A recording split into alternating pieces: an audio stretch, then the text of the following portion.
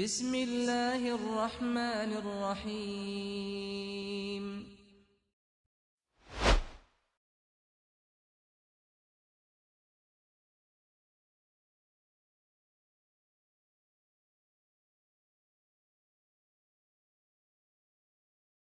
Bismillahirrahmanirrahim. Assalamualaikum warahmatullahi wabarakatuh.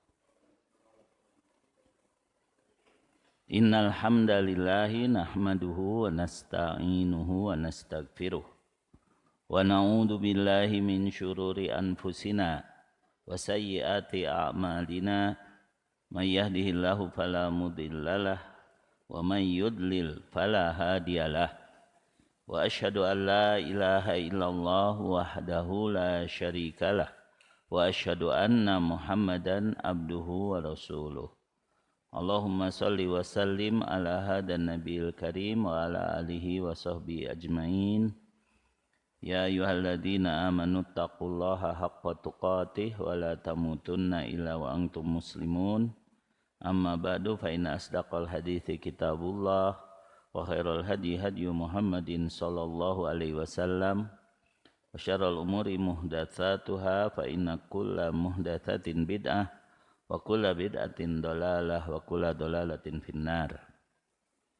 Alhamdulillah jamaah sekalian, kita bersyukur kepada Allah Subhanahu wa taala. Pada subuh pagi ini kita akan melanjutkan kajian rutin yaitu kajian akidah dari kitab Tauhid yang ditulis oleh Syekh Profesor Dr.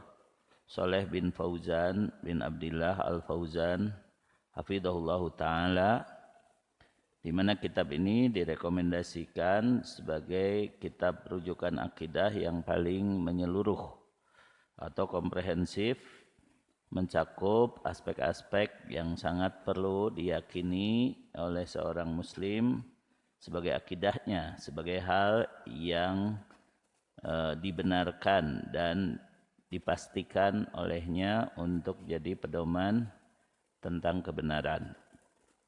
Karena banyak kitab-kitab akidah itu hanya mencakup sebagian aspek dari akidah. Kalau kitab ini dikatakan oleh salah seorang ustadz yang beliau kuliahnya memang di Fakultas Usuluddin di Madinah, bahwa ini memang menyeluruh, ya, pembahasannya menyeluruh, walaupun tentu saja untuk pendalaman masih diperlukan kitab-kitab yang lain tadi, ya.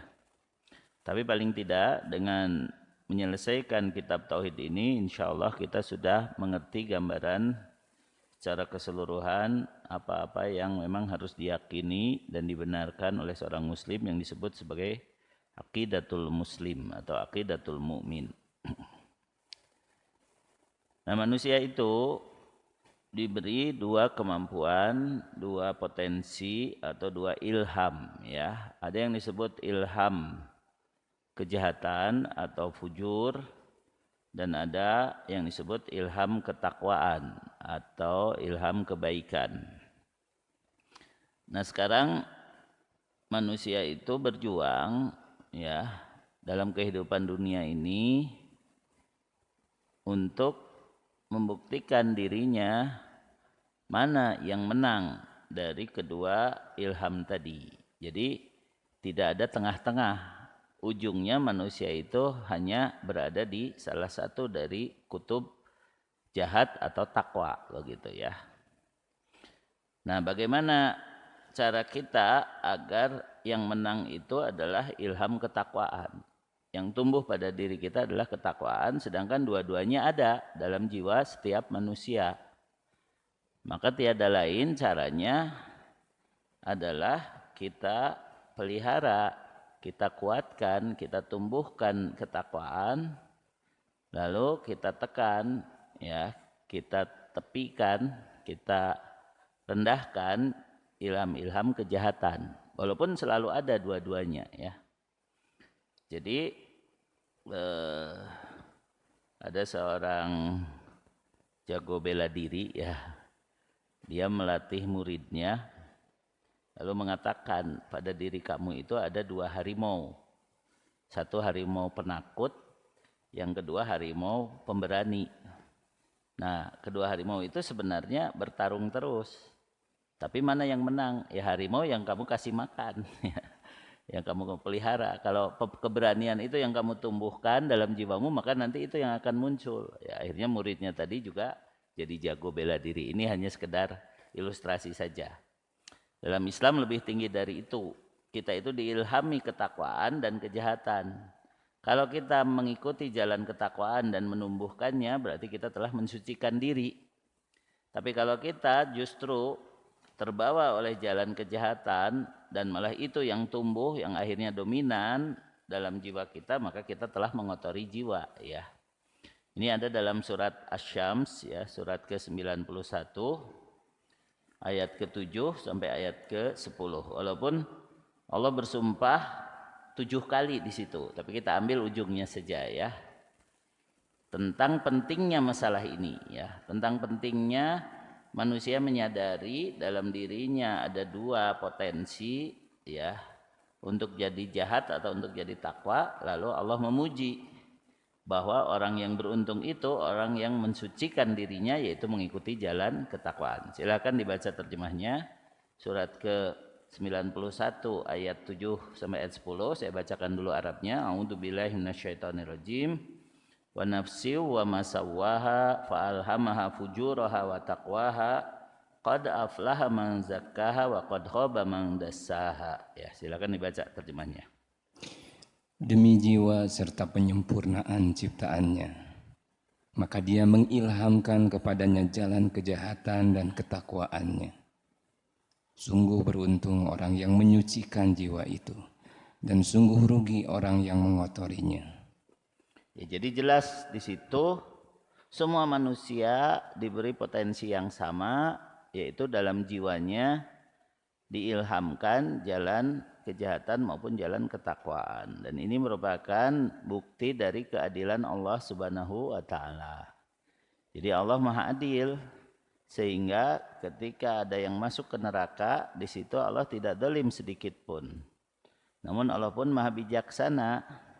Ketika ada yang salah dan bertobat, Allah mengampuninya. Lalu ketika Allah memasukkan seseorang ke dalam surga, Allah memberinya balasan yang berlipat ganda lebih daripada amalnya, karena itu adalah sifat kasih sayangnya, sifat karunia-Nya. Jadi kenapa Allah Maha terpuji, kata Syekh Abdurrahman As-Sa'di, karena pekerjaan Allah itu adalah bainal adli wal fadli, ya. Kalau tidak menegakkan keadilan, ya di situ memberi karunia. Jadi jangan pernah berburuk sangka dengan pandemi sekarang ini bahwa Allah marah atau Allah murka, lalu Allah dolim kepada makhluknya, dibiarkan saja sengsara. Enggak, karena sengsara atau tidak itu ada di pikiran kita. Kalau pikiran kita merasa ini sebagai sesuatu yang pedih, susah, karena kita terlalu berorientasi dunia, ya sudah, kamu sengsara oleh kamu sendiri gitu. Bukan karena Allah mendolimi kamu, karena tidak mungkin Allah bersifat dolim, ya, sedikit pun, ya. Makanya dalam surat yang berikutnya, yaitu surat Al-Lail, Allah Ta'ala berfirman, inna sa'yakum lasyatta, sesungguhnya usaha kamu itu berbeda-beda. As-sa'yu itu seperti dalam ritual haji dan umroh. Ada sa'i, ya, sa'i itu ya sa'yu. Sa'i itu artinya usaha yang sungguh-sungguh. Jadi manusia itu dalam hidupnya harus bertanya, dia itu sedang berusaha sungguh-sungguh untuk akhirat atau untuk dunia, gitu. Jadi yang paling berbahaya dari pandemi sekarang ini adalah orang beriman sekalipun akhirnya dia digiring untuk bergeser untuk mementingkan dunia, begitu. Dalam arti akhirnya dia lupa bahwasanya kehidupan yang sebenarnya mah di akhirat nanti. Jadi kalau kita tidak belajar akidah, itu akan tergeser, akan tergiring gitu, ya. Sedangkan ayat tersebut menyatakan inna sa'yakum lasyatta, sesungguhnya upaya kamu itu bermacam-macam dalam arti ada yang lebih sungguh-sungguh untuk akhirat, ada yang hanya sungguh-sungguh untuk dunia. Dibuktikan dengan lanjutan ayatnya. Fa amma man a'ta wattaqa wa saddaqa bil husna. Adapun orang yang mau memberi, mau berbagi, mau menolong ya, walaupun dalam keadaan susah seperti ini ya. Karena kita pasti tahu ada orang yang lebih susah dari kita ya. Dia berbagi wattaqa dengan dasar ketakwaan. Fasanu yassiruhu wa saddaqa bil husna, dan dia membenarkan adanya surga, yaitu dia sungguh-sungguh mengejar surga. Fasanu yassiruhu lil yusra, maka dia akan dimudahkan oleh Allah untuk jalan yang mudah masuk surga, yaitu jalan ketakwaan tadi yang disebut dalam ayat sebelumnya. Wa amma man bakhila wastagna, adapun orang yang pelit lalu dia merasa kaya, merasa tidak butuh kepada apapun dan siapapun, sampai seolah-olah dalam hatinya merasa tidak butuh kepada Allah sekalipun, walaupun dia tidak mengucapkannya di lisan ya, tapi dia merasa sombong, merasa enggak butuh. Wa kadzdzaba bil husna, dan dia mendustakan adanya surga, fasanu yassirhu lil usra, maka dia akan dimudahkannya ke jalan yang sulit untuk masuk surga, yaitu dia akan masuk neraka ya. Nah, ini pernah salah seorang guru saya dulu ya, Kiai Haji Mukti Nurdin SH ya. Beliau itu sarjana hukum ya, tapi seorang pembina di Masjid Salman ya, dan menulis buku ya, buku tentang dakwah ya. Saya lupa judulnya, tapi waktu itu beliau mengutip riwayat yang berkaitan dengan ayat ini, yaitu ada seorang Yahudi, dia mengakunya masuk Islam ya, tapi sebenarnya dia munafik atau pura-pura, bertetangga dengan seorang sahabat, dengan seorang muslim yang soleh. Yahudi ini kaya raya, sedangkan tetangganya ini miskin, tapi dia nggak pernah membantu kepada tetangganya. Bahkan di halaman Yahudi tadi ada pohon kurma yang batangnya doyong, jadi pohon kurma yang miring ya. Nah, karena pohon kurma itu miring, maka ketika buahnya matang kadang-kadang jatuh di halaman tetangganya yang miskin tadi. Ya, karena tetangganya tadi miskin, maka suatu saat anaknya mengambil kurma yang jatuh di halamannya berasal dari kurma yang doyong tadi di halaman orang Yahudi tetangganya. Yang sebenarnya Yahudi itu ngakunya sih Islam gitu ya. Kemudian setelah itu ketahuan sama orang yang kaya tadi. Direbutlah kurma tadi, dimarahi sampai nangis. Lalu orang miskin tadi tersinggung ya. Masa sih kurma sudah jatuh, kalau sudah jatuh ke tanah itu memang dalam Islam sebenarnya itu sudah hak semua orang gitu ya. Kalau di pohon itu nggak boleh gitu ya.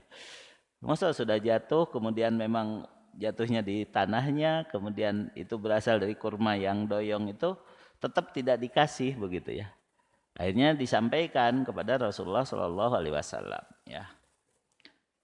Karena Yahudi tadi ngakunya sudah masuk Islam, dipanggil oleh Nabi kan gitu ya. Dipanggil lalu diucapkan, kamu tuh jangan pelit begitu kepada tetanggamu, karena kehidupan yang sebenarnya nanti di akhirat. Kalau kamu mensedekahkan bukan hanya kurma yang tadi, tapi pohon itu udah saja kamu pundurkan batas halamanmu, pohon yang doyong itu udah saja kasihkan kepada tetanggamu, kamu akan mendapat satu pohon kurma yang lebih baik dari ini di surga begitu. Ini yang mengucapkan siapa? Rasulullah Shallallahu Alaihi Wasallam. Ya. Kalau orang percaya adanya surga, dia pasti senang, ini utusan Allah telah menjamin. Asal saya mensedekahkan pohon kurma ini, maka saya mendapat pohon kurma di surga. Mungkinkah seseorang punya sesuatu di surga lalu tidak masuk surga? Nggak mungkin kan. Berarti kan itu jaminan masuk surga. Ya. Makanya banyak orang senang untuk membangun masjid karena Rasul sudah menjamin man bana lillahi masjidan banallahu lahu baitan fil jannah. Siapa yang membangun masjid karena Allah dan diterima amalnya itu, Allah akan membangunkan baginya rumah di surga. Karena ketika kita betul punya rumah di surga, ya sudah pasti masuk surga kan gitu seharusnya ya. Cara berpikirnya seperti itu. Tapi si orang pelit ini mengatakan lah cuma gitu aja nggak mau, dia pergi ya. Padahal dijanjikannya oleh utusan Allah. Lalu ada seorang sahabat yang mendengar ucapan Nabi tadi. Beliau konfirmasi, ya Rasulullah, apakah janji akan mendapat pohon kurma di surga itu hanya berlaku bagi dia atau bagi siapapun yang mensedekahkan pohon kurma itu? Maka kata Rasulullah SAW, itu berlaku buat siapa saja. Ya, jadi Rasul mendapat wahyu kan. Kata Rasul itu berlaku buat siapa saja. Lalu dikejarlah oleh sahabat yang semangat tadi, yaitu tadi as-sa'yu ya. As-sa'yu itu yaitu bersemangat, bersungguh-sungguh karena dia ingin akhirat. Dikejarlah orang pelit tadi, wahai saudaraku, kamu jual saja kurma itu kepadaku, ya aku akan beli, begitu kan? Nah, si orang Yahudi yang munafik tadi, ya berpikir, oh dia pasti dengar ucapan Rasulullah SAW, lalu dia berpikir bisnis, ya gitu kan? Ya dia agak sinis gitu. Baik, saya jual kepadamu, tapi harus diganti dengan 40 pohon kurma yang kualitasnya sama dengan itu. Padahal pohon kurmanya doyong, tapi buahnya mungkin bagus gitu ya. Dan zaman itu orang mengerti itu jenisnya kurma apa. Ya kalau sekarang yang terkenal kan kurma Madinah itu disebut kurma ajwa. Ya. Pokoknya sejenis dengan itu. Maka sahabat tadi mengatakan, beri aku waktu. Baik, aku tunggu. Karena dia memang orientasinya dunia, si orang pelit ini. Kalau ini sahabat ini orientasinya surga. Lalu dia mencari, ada orang-orang yang berkebun kurma, lalu punya kurma sejenis yang sama. Ya, lalu dia tawar 40 kurma atau 40 kebun beserta tanahnya itu dibeli oleh dia. Sebagian dari milik orang lain ya. Ternyata dia dapat dan tidak lama ya. Jadi satu kurma diganti dengan 40 kurma hanya karena mengejar satu pohon kurma di surga ya. Dan ini dimudahkan oleh Allah. Nah begitu ya ceritanya. Diberi kemudahan. Lalu datanglah dia kepada si orang pelit tadi. Nih aku sudah bisa membeli kurmamu sesuai dengan permintaanmu, yaitu dengan 40 pohon yang kualitasnya sama. Diperiksa, oh ya betul saya terima, lalu diserahkan. Dan ternyata oleh sahabat tadi langsung didatangi tetangganya yang miskin tadi, udah jangan khawatir, pohon yang dekat dengan halamanmu itu sudah jadi milik kamu. Artinya kan termasuk dengan tanahnya, sekarang halaman kamu bergeser saja ke sana, itu pohon sudah jadi milik kamu, kamu bisa makan buah kurma itu kapan saja dia berbuah ya. Tidak usah takut lagi, tidak usah khawatir lagi ya. Nah ini di antara kisah yang disebutkan berkaitan dengan ayat ini. Adapun soal sahih atau tidaknya, ini permasalahannya adalah disebut hikmah ya. Jadi kalau yang namanya hikmah kita ambil saja pelajarannya ya. Jika betul begitu ya berarti di situ memang lebih menguatkan orang yang bersungguh-sungguh ingin surga, dia akan dimudahkan oleh Allah Subhanahu wa taala. Sedangkan orang yang memang hanya ingin dunia, dia akan dipersulit dan akhirnya ujung-ujungnya akan celaka dan masuk neraka ya. Kalau tujuan hidupnya hanya duniawi ya. Surat ke-11 ayat 15 dan 16 ya. Surat Hud ayat 15 dan 16 ini harus jadi peringatan yang keras buat kita. Man kana yuridul hayatad dunya wa zinataha nuwaffi ilaihim a'malhum fiha wa hum fiha la yubkhasun ulaika alladzina laisa lahum fil akhirati illan nar wa habita ma sanau fiha wa batilum ma kanu ya'malun. Ya, silakan dibaca terjemahnya. Barang siapa menghendaki kehidupan dunia dan perhiasannya, pasti kami berikan balasan penuh atas pekerjaan mereka di dunia dengan sempurna, dan mereka di dunia tidak akan dirugikan. Itulah orang-orang yang tidak memperoleh sesuatu di akhirat kecuali neraka. Dan sia-sialah di sana apa yang telah mereka usahakan di dunia, dan hapuslah apa yang telah mereka kerjakan. Ya, jadi ingat, kita hanya akan bermuara pada salah satu. Apakah tercidun terlalu cinta dunia atau mengutamakan akhirat, yaitu menginginkan surga dan yakin penuh serta berusaha sungguh-sungguh untuk mendapatkannya. Sebab kalau di tempat lain, ya, kalau ditanya bapak-bapak, ibu-ibu, mana yang harus kita pentingkan, ya, dunia atau akhirat? Kebanyakan menjawabnya cari aman, ya. Dua-duanya Pak Ustadz.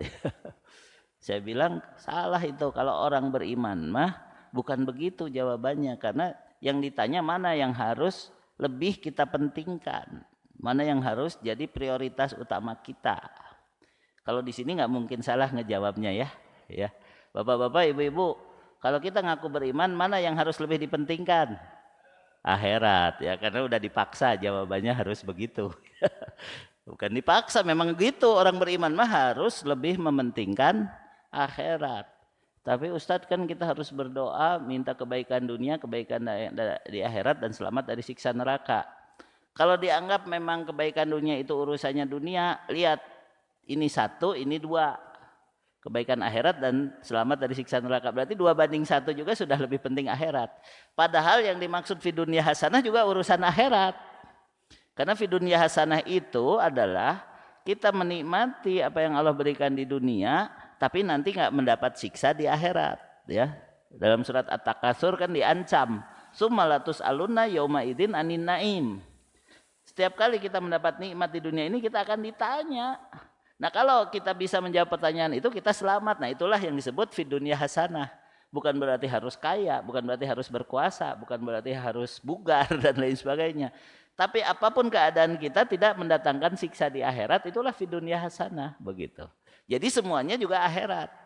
Doa sapu jagat itu semuanya akhirat hakikatnya, ya. Robbana atina fid dunya hasanah wa fil akhirati hasanah wa qina adzabannar. Sehingga kesimpulannya, siapakah yang akan mendapatkan fid dunya hasanah wa fil akhirati hasanah, mendapat kebaikan dunia, kebaikan akhirat, dan selamat dari siksa neraka? Orang yang bertakwa. Jadi nanti lagi kalau kita berdoa ini berarti kita minta takwa, teteh. Robbana atina fid dunya hasanah wa fil akhirati hasanah wa qina adzabannar, itu kita minta ketakwaan sebenarnya, gitu. Nah, jadi kembali kepada surat Asy-Syams tadi, ketika turun ayat-ayat ini, yaitu wa nafsi wa masawwaha fa'alhamaha fujuraha wa taqwaha qad aflaha man zakkaha wa qad khaba man dassaha, demi jiwa dan penyempurnaannya, sungguh Allah telah mengilhamkan kepada jiwa itu jalan kejahatan dan jalan ketakwaan. Sungguh beruntung orang yang membersihkan jiwanya dengan mengikuti jalan ketakwaan, dan sungguh merugi orang yang mengotori jiwanya dengan menumbuhkan, membesarkan, ya, mengikuti jalan kejahatan. Rasulullah SAW mengajarkan doa, dan beliau sering membaca doa, Allahumma ati nafsi taqwaha wa zakkiha anta khairu man zakkaha anta waliyuha wa maulaha, ya.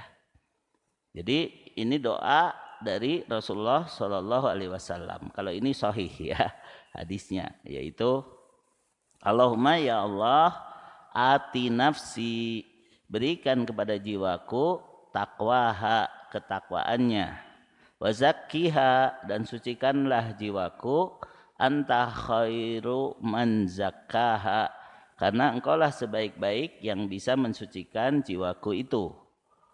Anta waliyuha wa maulaha, engkaulah pelindung dan penolong jiwaku, ya, gitu, ya. Jadi betul-betul di sini ada iyyaka na'budu wa iyyaka nasta'in. Kita minta ketakwaan agar bisa beribadah kepada Allah, dan kita minta agar Allah menolong kita untuk mensucikan jiwa dengan ketakwaan itu, ya. Mungkin untuk, walaupun nanti bisa dilihat rekamannya di YouTube, ya. Untuk memulai saya akan talkinkan ya. Talkin itu yaitu menuntun supaya diikuti ya. Ikuti bareng-bareng ya. Allahumma ati nafsi taqwaha wa zakkiha anta khairu man zakkaha anta waliyuha wa maulaha. Ya amin ya, semoga kita mendapatkan karunia ini, yaitu bisa mengikuti jalan ketakwaan sehingga jiwa kita dibersihkan, disucikan dari kekotorannya. Walaupun kita pernah salah, walaupun kita juga masih mungkin melakukan salah, tapi Allah membersihkannya, mensucikannya sehingga mengampuni dosa-dosa kita ya. Kata Rasulullah SAW, seorang mukmin berjalan di muka bumi untuk dibersihkan dari dosa-dosanya sampai-sampai kalau ada duri yang terinjak yang menyakiti kakinya itu pun jadi penghapus dosa ya. Ini kalau orang disayangi Allah, dia akan dituntun untuk husnul khotimah. Bersih dosanya, diampuni karena musibah-musibah dunia atau apapun yang Allah jadikan penghapus dosa di dunia ini sebelum dia meninggal dunia ya. Jadi itu husnul khotimah namanya. Pembahasan kali ini judulnya adalah iman kepada yang gaib. Jadi bagian pertama ya, al-imanu bil gaib. Di sini permasalahannya ada dua. Yang pertama definisi iman kepada yang gaib, dan yang kedua pengaruhnya terhadap akidah seorang muslim ya. Iman kepada yang gaib ya. Yang pertama harus kita ketahui apa arti al-ghaib ya. Al-ghaib adalah masdar atau kata dasar dari ghaba yaghibu ya, yang digunakan untuk mengungkapkan sesuatu yang tidak dapat diindra, baik sudah diketahui atau belum ya. Jadi Syekh Profesor Dr. Safar bin Abdirrahman Al-Hawali memberikan satu kuliah khusus tentang al-iman bil ghaib. Jadi beliau mencontohkan iman kepada yang gaib itu seperti orang percaya adanya listrik, seperti orang percaya adanya magnet ya. Jadi elektromagnet itu salah satu bentuk iman kepada yang gaib karena tidak dapat diindra tapi sudah diketahui ya. Sudah diketahui berdasarkan teori. Apakah ketika dalam ilmu fisika dikatakan arus itu karena ada perpindahan elektron, karena elektron bersifat negatif sehingga arus arahnya terbalik ya gitu. Apakah Pak Cukup dosen fisika pernah melihat elektron jalan-jalan gitu? Belum pernah. Tapi kita percaya kan gitu. Percaya karena listriknya nyala begitu. Kemudian magnet ya, magnet itu ada yang disebut medan magnet ya. Medan magnet itu suka disebut kutub utara dan kutub selatan yang saling tarik menarik jika dia berlawanan, dan jika sama kutubnya saling tolak menolak ya. Apakah kelihatan itu? Memang dalam percobaan SD itu sering dikasih serbuk besi ya supaya kelihatan lingkaran medan magnetnya. Tapi bukan itu medan magnet nama, itu mah hanya dampaknya, efeknya ya begitu.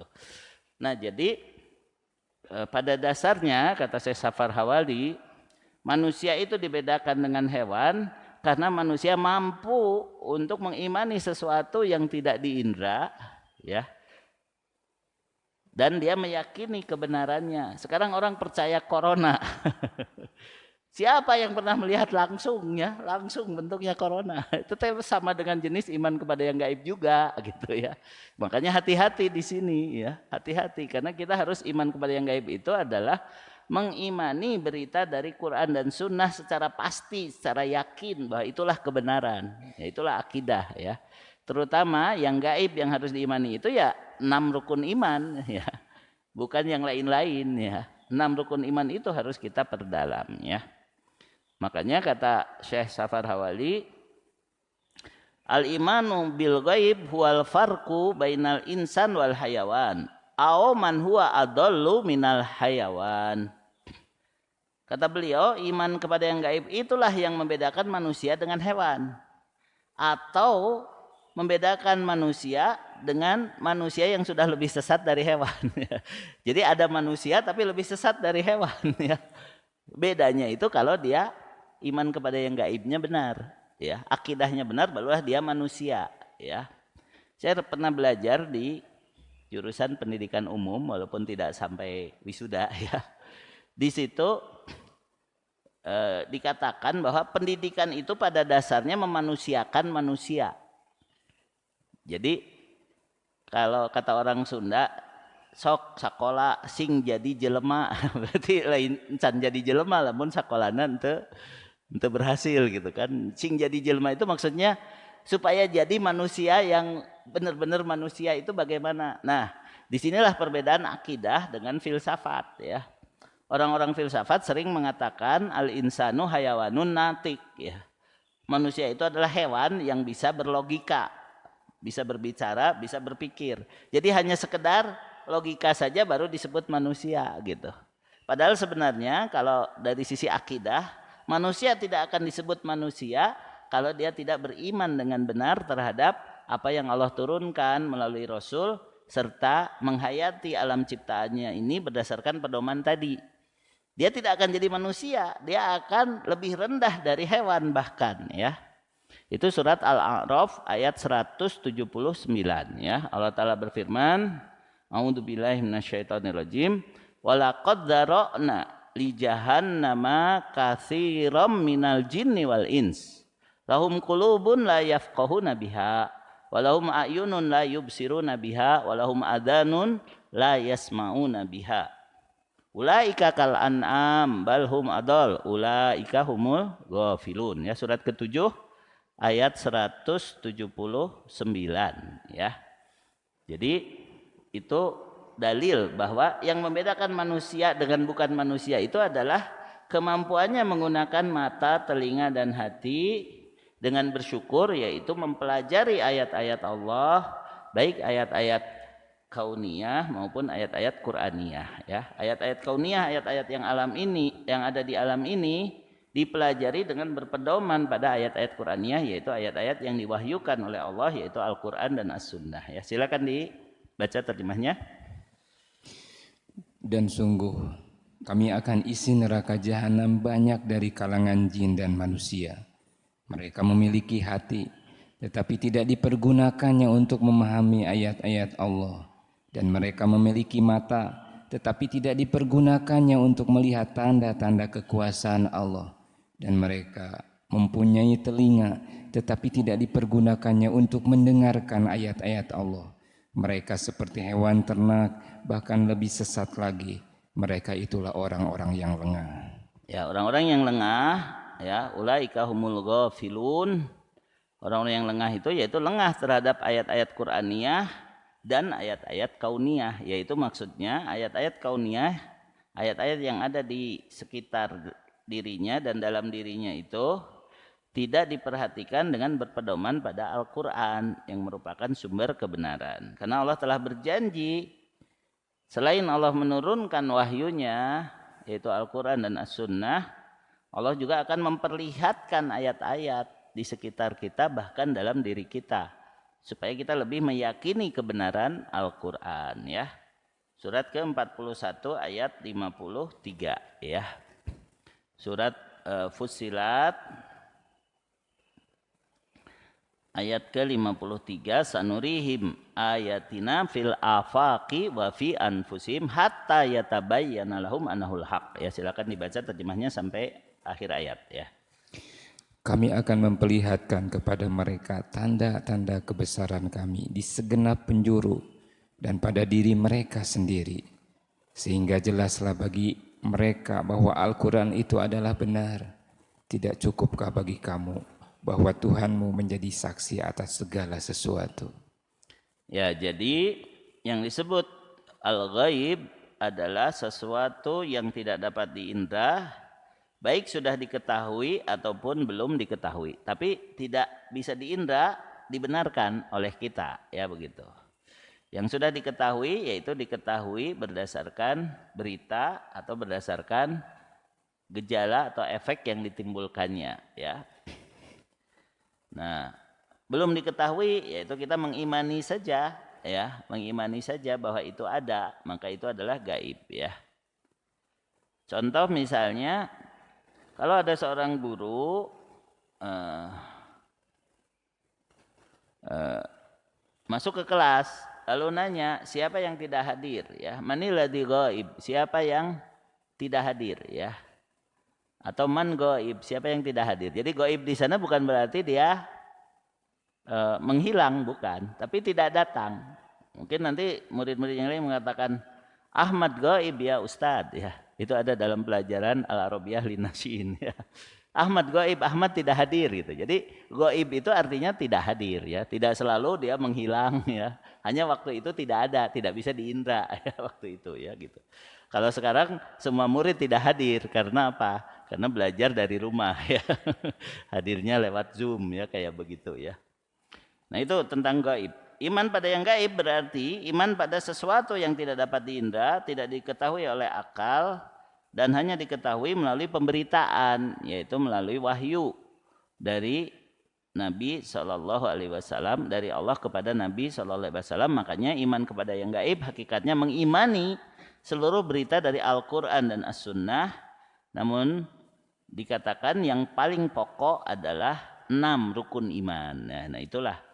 Itu hanya tonggaknya atau pilarnya, tapi hakikatnya semua rinciannya itulah yang harus kita imani, yaitu semua berita dari Al-Quran dan As-Sunnah harus kita benarkan, barulah kita dikatakan beriman kepada yang gaib, dan itu adalah sifat utama dari orang yang bertakwa, ya. Beriman yang gaib, beriman pada yang gaib termasuk sifat orang-orang mukmin. Allah Ta'ala berfirman, Alif Lam Mim, dzalikal kitabul la raiba fihi hudal lil muttaqin alladzina yu'minuna bil ghaibi wa yuqimunas sholata wa mimma razaqnahum yunfikun, ya. Silakan Kang Tis dibaca terjemahnya. Alif Lam Mim, dari Alif Lam Mimnya, ya. Surat Al-Baqarah dari ayat 1 sampai ayat ke-3. Alif Lam Mim. Kitab Al-Quran ini tidak ada keraguan padanya. Petunjuk bagi mereka yang bertakwa, yaitu mereka yang beriman kepada yang gaib, melaksanakan sholat, dan menginfakkan sebagian rizki yang kami berikan kepada mereka. Ya, jadi sifat pertama orang bertakwa dari ayat ini sebenarnya adalah berpedoman pada Al-Quran, ya. Namun tuntunan Al-Quran menyebutkan orang bertakwa itu adalah orang yang beriman kepada yang gaib, ya. Mengenai makna al-imanu bil gaib, bagaimana iman orang yang bertakwa itu, ada 2 pendapat. Pendapat yang pertama, yang dimaksud iman kepada yang gaib adalah mereka mengimani semua berita dari Allah dan para Rasulnya, walaupun tidak dapat dicapai oleh indera saat ini, ya. Yang kedua, mereka beriman kepada Allah dalam keadaan gaib, ya.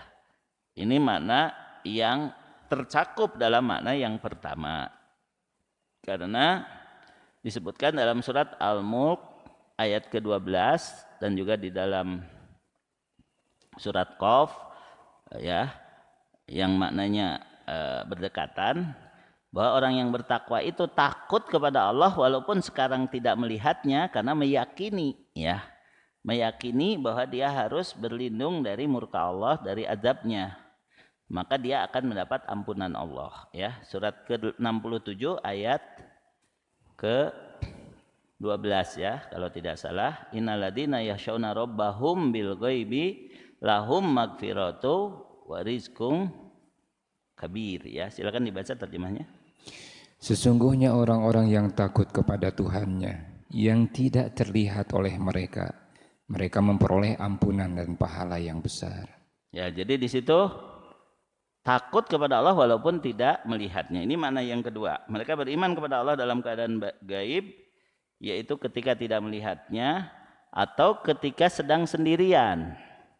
Begitu juga dalam keadaan hadir, ya, dalam keadaan berada di tengah orang banyak, ya.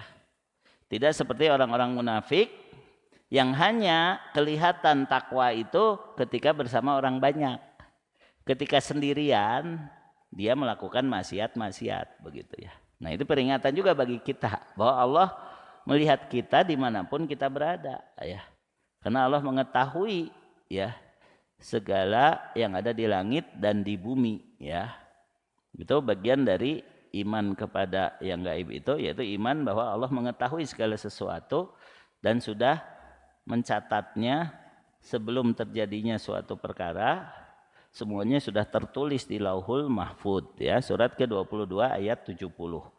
Jadi meyakini sempurnanya ilmu Allah bagian dari iman kepada yang gaib, yaitu ketika kita beriman dan takut kepada Allah walaupun sedang bersendirian atau disebut gaib, ya, disebut sedang tidak kelihatan oleh orang lain, ya. Surat 22 ayat 70 mengimani ilmu Allah. Tidakkah engkau tahu bahwa Allah mengetahui apa yang ada di langit dan di bumi? Sungguh yang demikian itu sudah terdapat dalam sebuah kitab Lauh Mahfuz. Sesungguhnya yang demikian itu sangat mudah bagi Allah. Ya, jadi kesimpulan dari Syekh Shalih Fauzan, kedua makna di atas tidak bertentangan dan dua-duanya harus ada dalam diri seorang muslim, bahwa dia beriman kepada yang gaib, yaitu beriman kepada seluruh yang diberitakan dalam Quran dan Sunnah, dan juga dia beriman dalam keadaan gaib, artinya walaupun tidak dilihat manusia, dia tetap selalu takut kepada Allah, selalu taat, selalu bertakwa. Makanya at-taqwa huwa, yang disebut takwa itu adalah ittikhadu ma yaqi sakhatallahi wa adabahu. Seseorang bersungguh-sungguh mengambil jalan yang bisa menjaga dirinya dari murka Allah dan siksaannya, ya, sirron wa alaniyatan, baik ketika sendirian maupun ketika terlihat oleh orang, baik dilakukan dengan anggota badannya maupun yang tersimpan di dadanya sebagai akidahnya, ya. Jadi lahir dan batin, sendirian maupun di tengah orang banyak. Itulah takwa, menjaga diri dari murka Allah dan siksaannya. Nah kemudian tadi setelah disinggung, sifat orang yang bertakwa juga memperhatikan ayat-ayat Allah di langit maupun di bumi dengan berpedoman pada petunjuk Allah. Barulah dia dikatakan sebagai orang yang bertakwa, ya. Surat ke-10 surat Yunus ayat ke-6, ya. Inna fi ikhtilafil laili wan nahar wa ma khalaqallahu fis samawati wal ard la ayatil liqaumi yattaqun, ya. Silakan dibaca terjemahnya. Sesungguhnya pada pergantian malam dan siang, dan pada apa yang diciptakan Allah di langit dan di bumi, pasti terdapat tanda-tanda kebesarannya bagi orang-orang yang bertakwa. Ya, makanya wajib seorang muslim, ya, selain mempelajari ayat-ayat Al-Quran dan hadis-hadis Rasulullah SAW, dia juga punya peran dalam memperhatikan ayat-ayat Allah yang ada di alam ini, yaitu mempelajari alam ciptaannya. Yaitu kata Profesor Ismail Al-Faruqi, ya, a Muslim studies nature because nature is a gift of Allah. Jadi if you are Muslim, you are a scientist, ya. Jika kamu seorang muslim, kamu pastilah seorang ilmuwan, ya. Karena seorang muslim itu pasti mempelajari alam ini karena dia menyadari alam ini adalah pemberian Allah. Sedangkan kewajiban kita adalah bersyukur atas pemberian Allah. La in syakartum la azidannakum wa la in kafartum inna adabi lasyadid. Kalau kamu bersyukur, aku akan menambah nikmat yang aku berikan di dunia menjadi nikmat di akhirat, yaitu surga. Dan kalau kamu kufur, ingatlah siksaanku amat pedih, yaitu siksa di neraka. Bahkan sebelum di neraka, di dunia saja sudah susah hidupnya, ya, apalagi nanti di akhirat. Nah ini peringatan juga, ketika kita tidak mempelajari ayat-ayat Allah yang diperlihatkan dalam ciptaannya dengan berpedoman pada peringatan dari Allah yaitu Al-Quran, maka di dunianya akan celaka, akan sempit, di akhirat juga akan binasa, ya. Surat ke-20 ayat 124, ya. Surat Toha ayat 124. Wa man a'rada an dzikri fa inna lahu ma'isyatan donka wa nahsyuruhu yaumal qiyamati a'ma. Ya. Dan barang siapa berpaling dari peringatanku, maka sungguh dia akan menjalani kehidupan yang sempit, dan kami akan mengumpulkannya pada hari kiamat dalam keadaan buta. Ya, jadi itu bagian pertama dari iman kepada yang gaib. Mengenai definisi, ya walaupun kita bahas panjang lebar, maksudnya supaya ada hal yang bisa ditangkap atau dicerna, walaupun mungkin yang mengikuti kuliah ini tidak selalu bisa dari awal buku sampai akhirnya ya. Jadi satu pertemuan pun tetap insya Allah dapat pelajaran dan dapat inspirasi ya. Insya Allah nanti kita akan lanjutkan di Ahad yang akan datang tentang bagian kedua, yaitu pengaruh iman pada yang gaib terhadap akidah seorang muslim. Untuk pagi ini dicukupkan sampai di sini. Subhanakallahumma bihamdik, asyhadu an la ilaha illa anta astaghfiruka wa atubu ilaik. Wa shallallahumma ala nabiyina Muhammad wa ala alihi washabihi ajmain. Walhamdulillahi rabbil alamin. Wassalamualaikum warahmatullahi wabarakatuh.